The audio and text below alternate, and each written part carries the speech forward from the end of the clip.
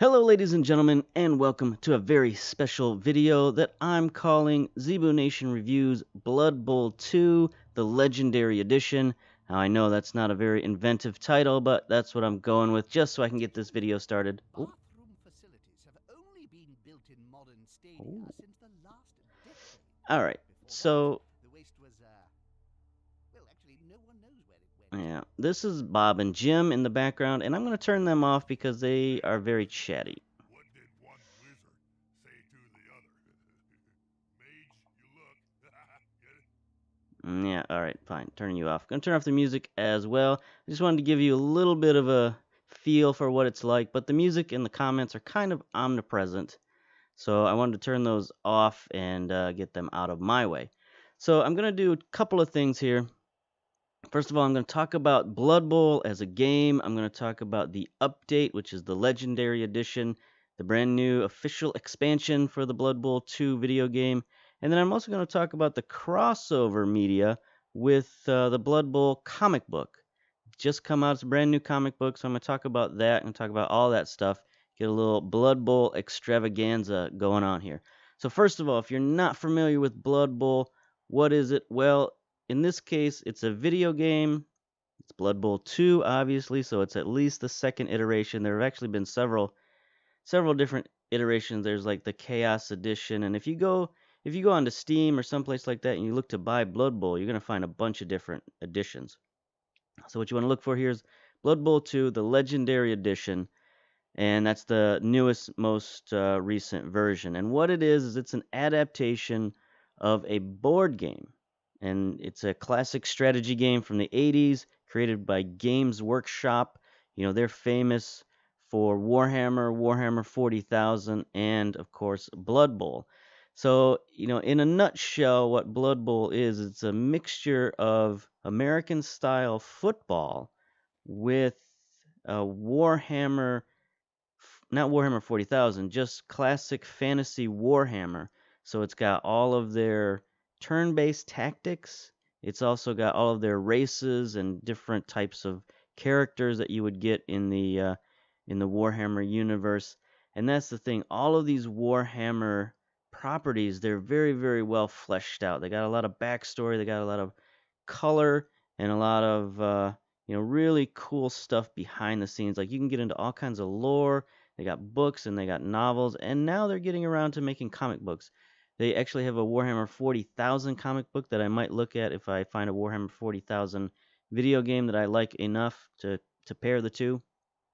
But that's essentially what we're dealing with here with Blood Bowl. Is it's a very sort of fantasy, violent, turn-based style of American football where you grab a football and the goal is to like knock the other team down and run to the other side and score a touchdown. It's very simple rules to this game, but you know there's a lot of nuance and a lot of cool stuff going on. So let's take a look at the video game before we get into the comic. Well, no, I take that back. We're going to take a look at the comic book before we get into everything that goes on with the video game.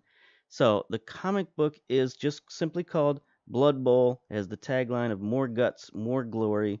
There have been 2 editions published by Titan Comics. Writer is Nick Kime. Artist is Jack Jadson. And both the writer and the artist and everybody involved in this production, they've done a very, very good job of capturing the Blood Bowl spirit and all of that lore and all of that backstory. You know, if you look on the screen here, just some of the things you see up front, you have this globe, you have the Cabal vision. In the back, you have Bob and Jim, the announcers. You got like goblins running around and all kinds of stuff.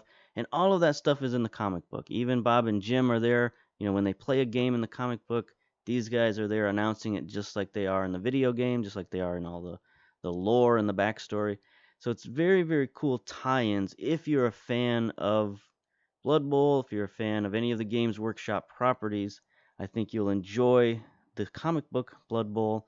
And the base story of the comic book is it follows a down and out former Blood Bowler by the name of Dreng Sternblood, and he gets a second chance at his career with a young up and coming team called the Hochland Harbingers. And they've got a really aggressive coach who thinks he can get their team into the next level and maybe win a Blood Bowl championship. They got a team of not necessarily lovable losers, but just characters, interesting dudes. They've got, a catcher who's only got one hand, but he's got a claw for that hand. And they got a big ogre who doesn't really play a lot, but, he looks very intimidating. They got some cool other characters, and everything you want in Blood Bowl is here in this comic book. There's a lot of cool action and, Blood Bowl. They get out there, they smash each other, they score touchdowns, all that stuff. There's a lot of really good humor, and there's a little bit of intrigue going on in the background. There's some kind of plot against the Harbingers, and we haven't quite figured that out yet. Only 2 issues in, but I have to say, as far as a crossover property, the Blood Bowl comic book is very good, and I definitely recommend it. Especially if you're a fan of Blood Bowl. If you're not necessarily a fan of Blood Bowl, then I suggest just check it out. See if you enjoy the humor, and if you enjoy the humor, then I think the rest of it you'll catch up with all the lore and the backstory and all that stuff. So there we go. Titan Comics Blood Bowl crossover comic book. I definitely recommend it. Now let's get into the video game. So this is an expansion, the Legendary Edition, and what it adds might not seem that great to the general public. It's about a $15 to $20 expansion, depending on how you bought it. And what it does is it adds 8 new playable races, which is pretty significant. They're all pretty good, they're all pretty balanced, and we can take a look at some of them a little bit later. But the real big thing that this expansion update does, is that it adds brand new artificial intelligence to the game. The teams you play against, they play better, they play smarter, they're much more difficult to beat than before.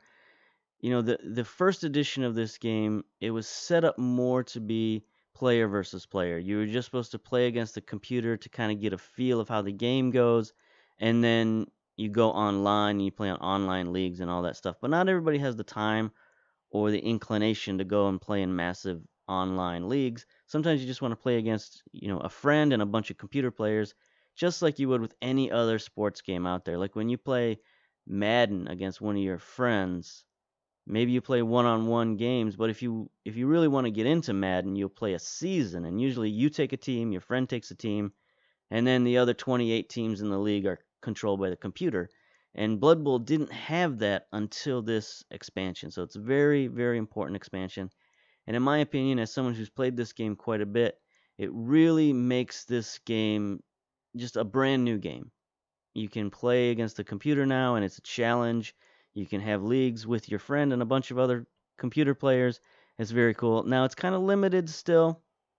You can only have up to 8 computer players in a league. So you're limited basically to 10 teams, or 9 depending on how you want to do it. But anyway, it's a very good update. I'm very happy with it. So let's take a look at a couple of things. First of all, team and league management. So you have your list of teams. I've got some of my classic teams here. I got a High Elf team, Human team, Breton, Skaven, Dark Elf, Lizard Man. So these are some of the classic teams that have already been in there. Now the Lizard Men, they were a paid DLC, so you didn't get those originally. The Norse, they were also paid DLC. Necromantic, Nurgle, which if you're not familiar with Warhammer lore, you might not know what the heck Nurgle is, but basically it's like they're just rotting, disease-filled zombies that come from this other dimension. It's very gross, but it's definitely steeped in the Warhammer lore.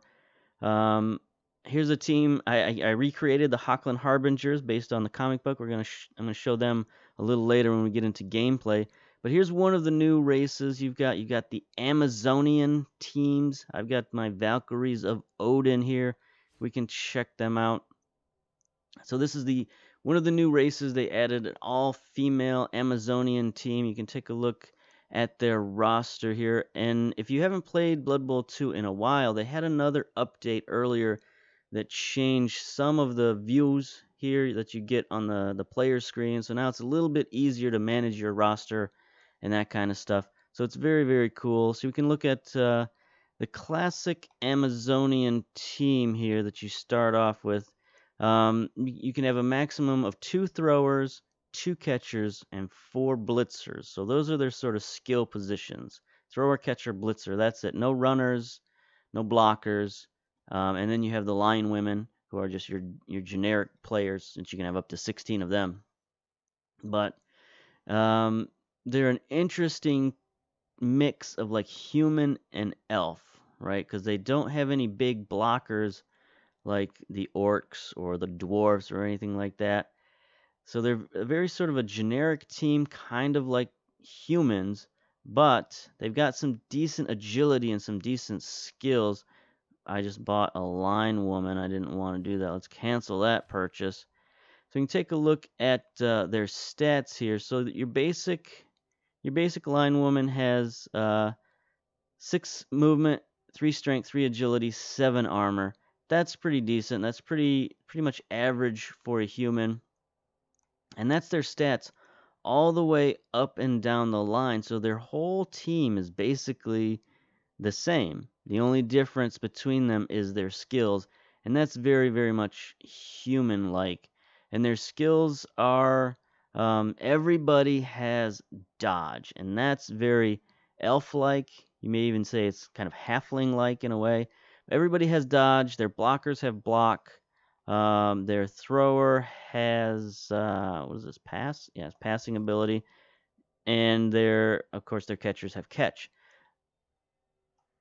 So they're a team that starts out pretty decent skill-wise, but they have no real strength.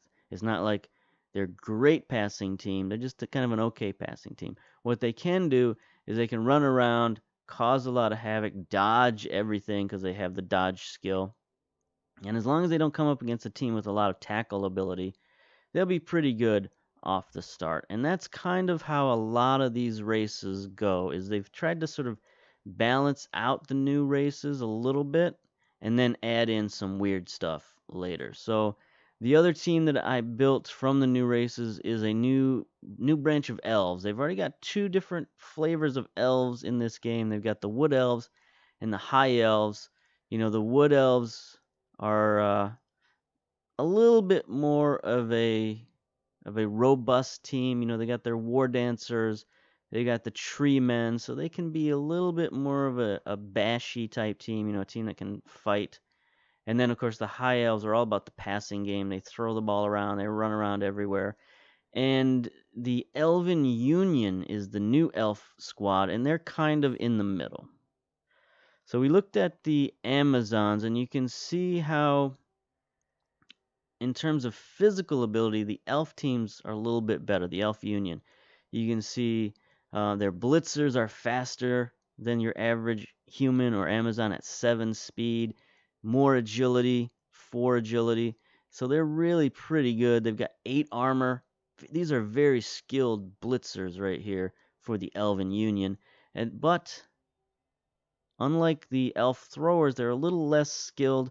I mean, the Elf Union throwers still have 4 agility, which is very good, but they only have the pass skill. They don't have dodge or safe throw or anything like that, or what's the good hands skill? I can't remember what it is right now. And the catchers also have an interesting skill. They have catch, but they don't have dodge. Instead, they have nerves of steel. So that's a very interesting skill to start the game off with. It means you ignore tackle zones when you're attempting to catch a pass. So that can help you in some ways, but I'd rather have the dodge skill than nerves of steel. And then their linemen are pretty basic, but they're also pretty good. Like any elf team, they have a 4 agility, which makes it so much easier for them to do things like pick up the ball, you know, run out of somebody's tackle zone and dodge a tackle. And it just makes them a much more skillful team. So it's a very, very cool combination of the two elf teams, the two other elf teams. The only thing they don't have is they don't have a big guy. They don't have a tree man to go up there, so they can only have the linemen, 2 throwers, 4 catchers, and 2 blitzers. So I think the Elf Union, it's a good middle of the road team, but I think I'd still rather go with a high elf team. But I don't know. I haven't played many games with these guys, so it's a little bit of a guesstimation on my part. Let's get out of here. Let's take a look. The other thing you can do, which is new, is you can create mixed teams. I haven't done this yet, but basically you can create a mixed team, and you can pick from different alliances. You can pick from the Good Alliance, which gives you humans, wood elves, dwarves, halflings, and Bretonnian knights. Then you can have the Chaotic Pact, which, yikes, I mean, you got the Minotaur men, or the, what do they call those? Not the Minotaur men, the Beastmen. That's what it is. So you got Beastmen, Dark Elves, Trolls, and Skavens. You got the Afterlife United, which are all the different dead races, vampires, Nurgle, Necromantic, and what's the fourth one? I don't recall the fourth one. I have to figure that out later. And then the superior beings. So you got the high elves, the dwarfs, the Bretons, and the vampires? Is that vampires? I don't know what that is. The Union of the Small People. So that's interesting. You can have ogres, snotlings, and halflings. So you got a bunch of different choices that you can make. You can't just make an anybody team. They have to be somewhat related. So it's a very, very cool idea. If you've ever wanted to create a mixture of different teams, or a mixture of different races, you can now do that by creating the mixed team races. So that's very cool. Now the other races we got, let's take a look. So these are your basic races: human, orc, dwarf, skaven, high elf, dark elf, Bretons, chaos. And then wood elf, lizardmen, Norse, and the undead, and also the necromantic and Nurgle. Those were all DLC. So they had a lot of different DLC released after the initial release of the game. And like a lot of games these days, you got to pay for the DLC, but that's part of it. This isn't a huge studio that's producing this video game. So you kind of got to roll with it a little bit. So here are the brand new races. You got the Amazons, which we looked at. You got the vampires, which are very, very intriguing. So their strengths are, the vampires themselves, of course, are very strong. The vampires have a skill called Hypnotic Gaze, which can basically stun an opponent. And then you have your vampire thralls, which are like your basic linemen, who are very inexpensive. So to me, this is a lot like the Bretonnian team, where you have the vampires that are very strong, just like the Bretonnian knights are very strong. And then, Breton has like the peon guys, and then these guys have the thralls. So that should be an interesting race. Their weaknesses are very few vampires, so it looks like you can only have probably 4 to 6 vampires. I haven't created a vampire team yet, but you have a limited number of vampires. You have the Bloodlust skill, and, well, I guess it's not a skill. It's more like a drawback where you have to attack somebody who's right next to you. And then losing a seasoned vampire can prove troublesome. Just like with the Bretons, if you lose one of your knights, you're really down a man. You're not just down a man, you're down like, half your squad if you lose one guy. And then, it's the same thing with the vampires here. So then we have some of the more interesting races. I am not familiar with the Kislev Circus. This must be deep in the lore, because I do not recall these guys in any of the lore I've ever read. But this is a very weird race of dudes. I've played against them. Their skills they're extremely maneuverable, because they've got leaping skills and jumping skills. So these guys will jump over the line.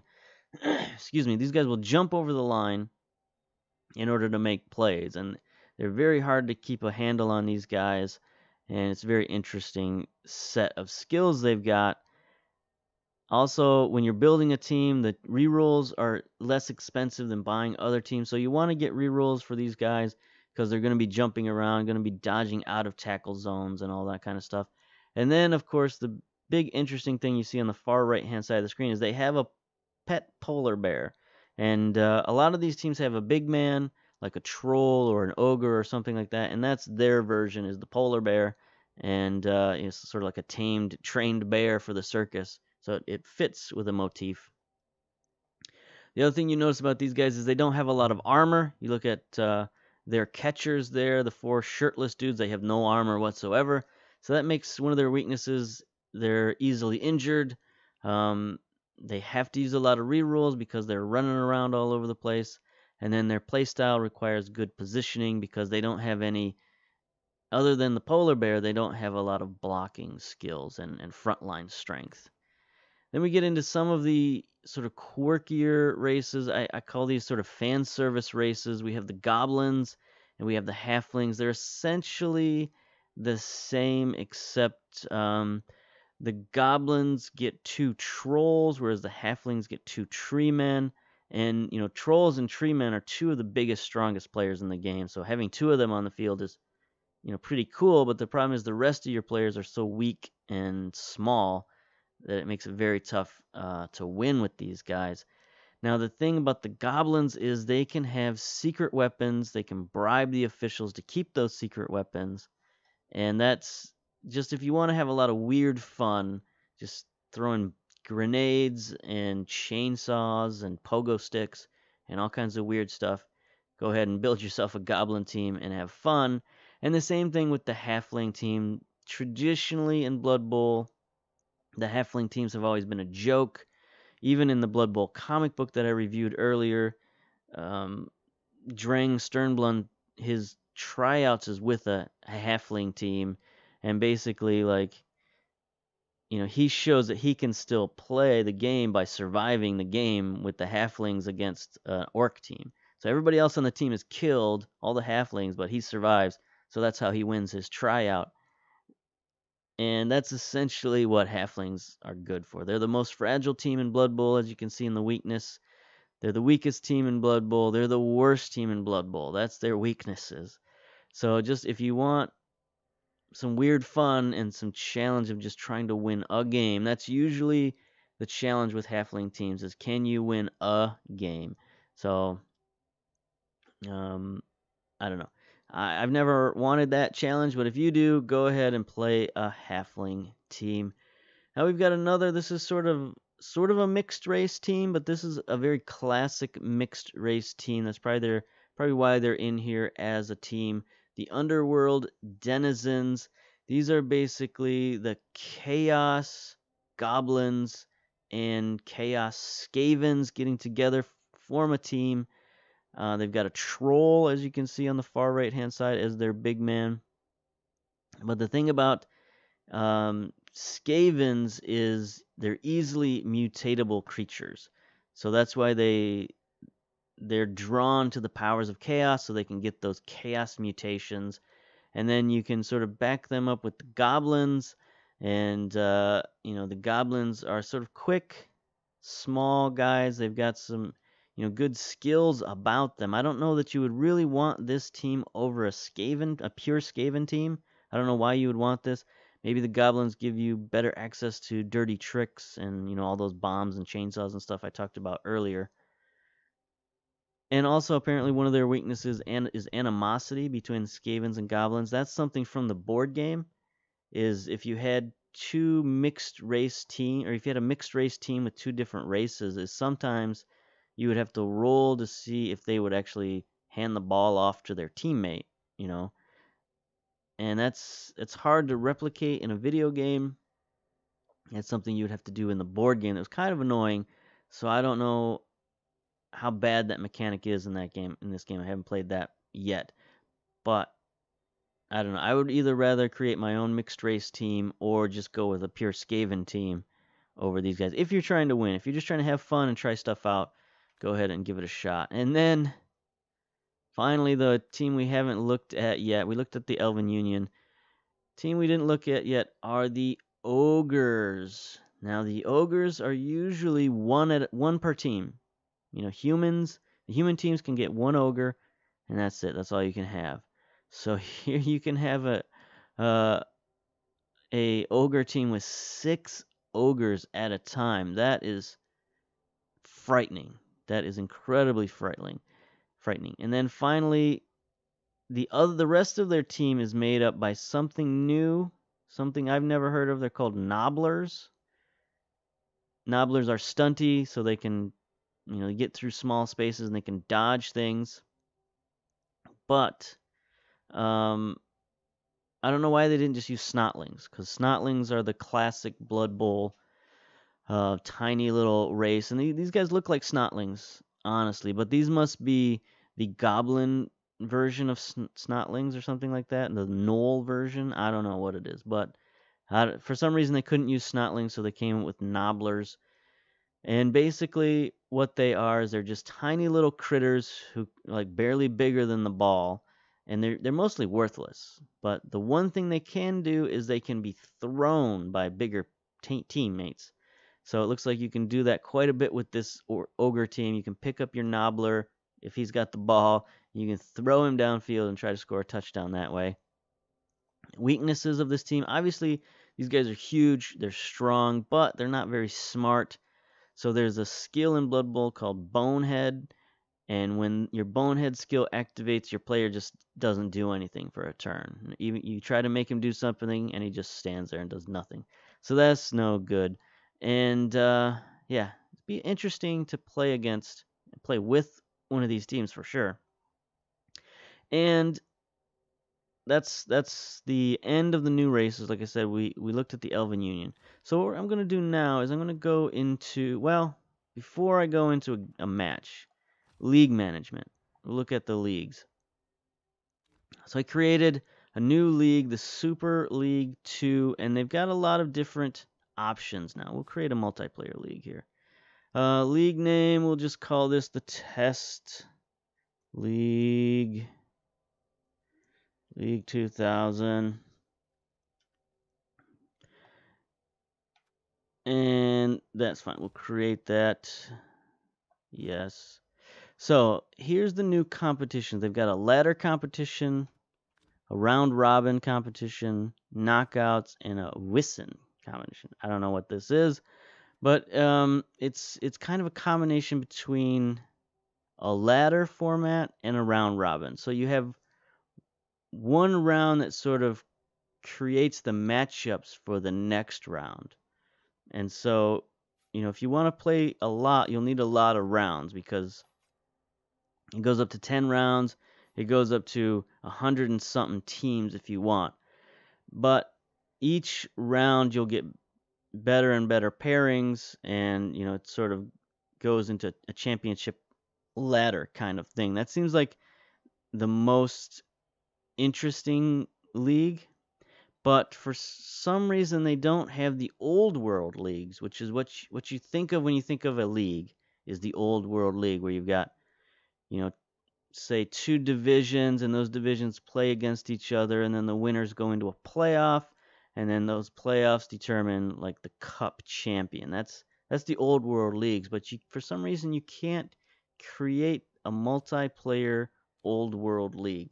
And I don't know why. Maybe they just don't have the AI built for that yet, but I'm going to assume that's coming in the future. So if you're looking to just build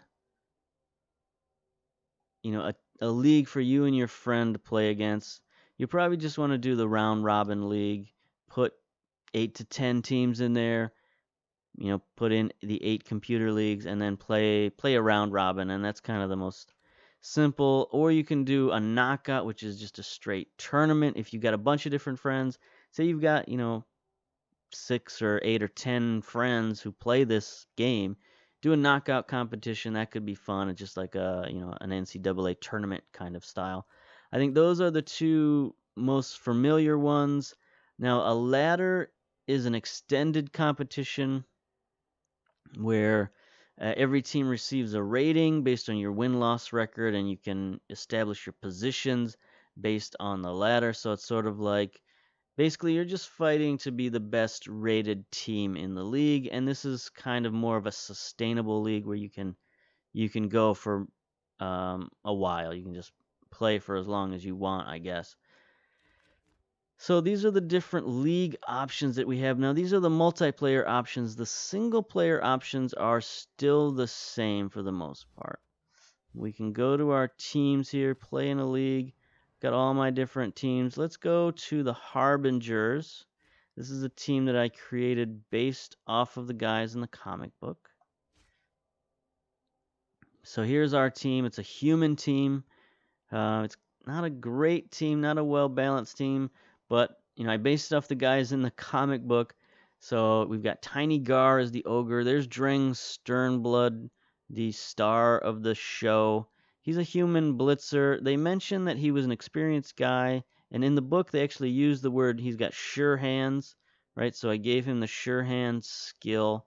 And I tried to, look through the comic book and see all the different types of guys they have. Now I've added some dead guys in here. Krieger is a dead guy. We got a couple guys at the bottom here. Frings and Rout. Those guys also died in the pages of the comic book. But, I needed to add some dudes just to sort of round out the team and give me enough players to play a game. But other than that, these are the star players here, the starting players anyway. Tiny, Gorgeous Garrick, Dirk Blunt, Sigmar Nordman, Klaus Halfhand, and the Mangler Marius. Those are the star players in the comic book, so I brought them to life here in the game. And yeah, let's go to our league and start a match. And as you can see, our AI opponent for this match is an ogre team. So you know what, maybe this has been kind of a long video describing all this. I might come back and show you the game in a separate video, and a gameplay separate video. But here's the custom league that I created.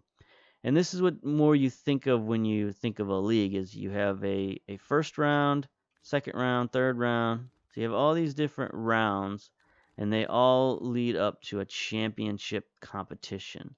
And that's kind of what I had hoped for the multiplayer leagues, but that's just not possible right now. They just, for some reason, they don't have the AI. Maybe they need to go over to some other sports game, and maybe they need to admit to themselves that they're a sports game, first of all. I think they started out as sort of a tactics game, a combat game, where you just move figures around a field and smash into each other, and it's not really about the sport. It's about, they always say it's about the bloodshed, right?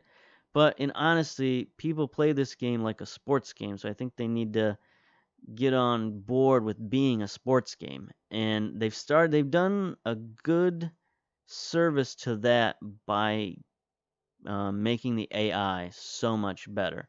And I think even in the league settings, or when you create a new league for a solo campaign, you can actually set the AI, whether you want it to be low, medium, or high. And so I've been playing at medium difficulty, and it's pretty good. I've lost some games, I've had some draws and that kind of stuff. So I think if you're just a little bit experienced in the game, medium AI is pretty good. Hard AI would be very difficult. If you want a real challenge, I would go with hard difficulty. Alright, so I'm kind of running out of steam here with my review, but overall, it's got a lot of new features. It's got a lot of new teams. It's got, all the DLC is built into it when you buy the upgrade of, so it says you've got 8 different races, 8 new races, gives a total of 24. So you get a lot of value. It does return the price back up to about the $40 price range. If you are buying the Blood Bowl 2 and then you buy the expansion, it'll probably be around 40 or 50 bucks depending on if you get it on sale or whatever. So it does make it basically a new game, and you would be expected to pay new game prices for it. So if that's the only drawback, is the expense, but other than that, it makes the game a brand new game. It makes it much more worthwhile. So I'm definitely in favor of the Blood Bowl 2 Ultimate Edition. So I'm going to end it there. Legendary Edition. Sorry, not Ultimate Edition. Legendary Edition. I'm going to end this video there. So the review is definitely a thumbs up for the comic book. Thumbs up for the Legendary Edition, with the caveat of the price being a little high. But other than that, it's very, very good. I definitely recommend it. And I'm going to come back in a separate video and show you a game between the Hockland Harbingers and some ogre team. So there we go. Until then, we'll see you later. Bye-bye.